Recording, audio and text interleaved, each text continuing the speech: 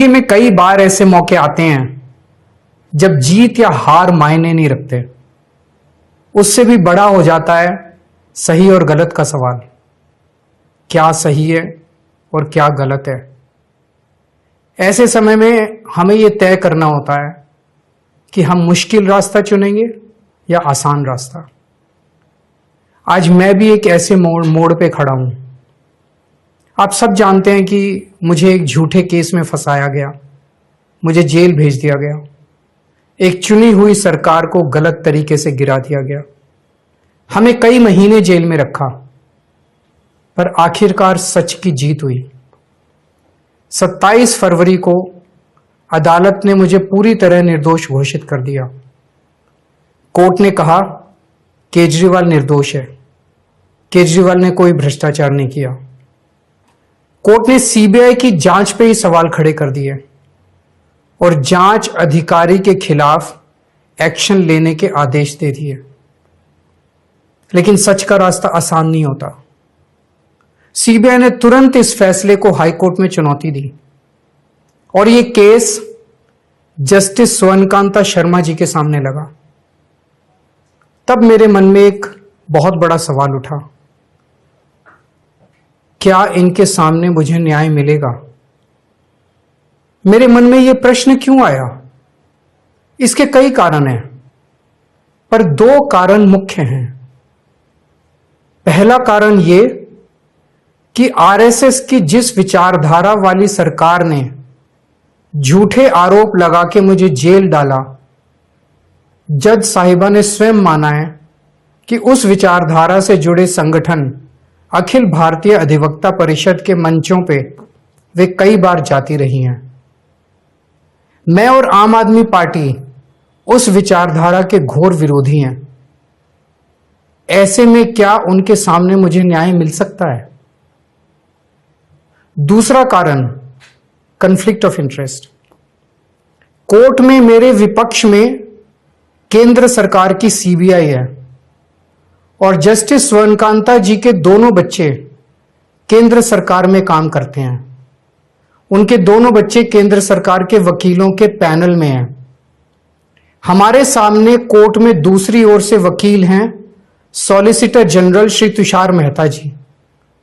तुषार मेहता जी दोनों बच्चों को केस देते हैं।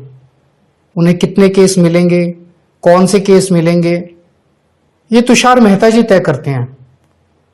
भारत सरकार के पैनल में लगभग 700 के करीब वकील हैं, लेकिन जस्टिस स्वर्णकांता जी के बेटे सबसे ज्यादा केस पाने वाले वकीलों में से एक हैं।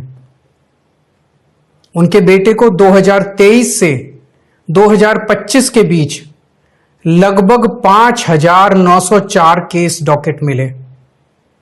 इससे उनके बेटे को करोड़ों रुपए की फीस मिली। आज की तारीख में उन बच्चों का भविष्य और कमाई दोनों काफी हद तक तुषार मेहता जी पर निर्भर है।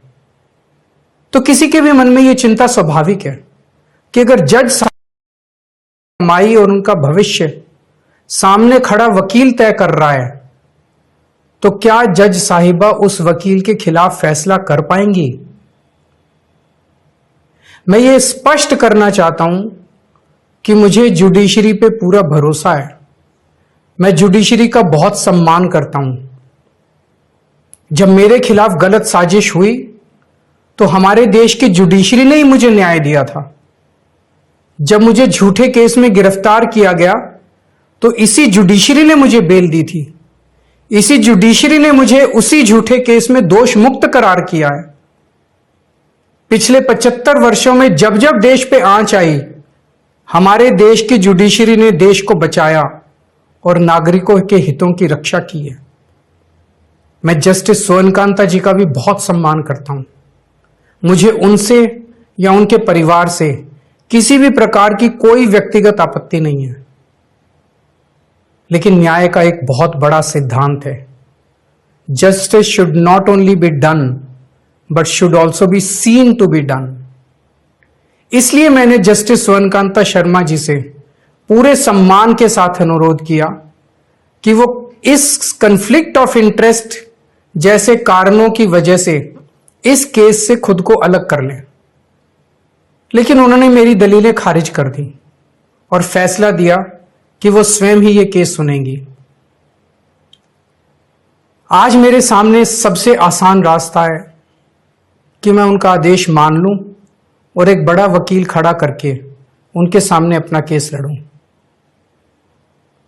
पर यह मुद्दा अब सिर्फ मेरे केस का नहीं है, बल्कि आम लोगों के न्याय प्रणाली पर भरोसे का है। ऐसी दुविधा के मौके पे बापू ने हमें सत्याग्रह का रास्ता दिखाया।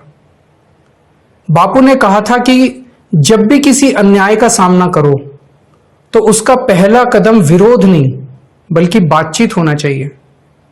अपनी बात अन्याय करने वाले के सामने पूरी विनम्रता के साथ रखनी चाहिए और उसे सुधारने का पूरा मौका देना चाहिए। सारी कोशिशों के बाद भी अगर न्याय ना मिले तो अंतरात्मा की आवाज सुनो। यदि अंतरात्मा की आवाज कहती है कि न्याय नहीं हुआ तो शांति और विनम्रता के साथ सत्याग्रह करना चाहिए। फिर उसके जो भी परिणाम हो वो सहर्ष स्वीकार करने चाहिए।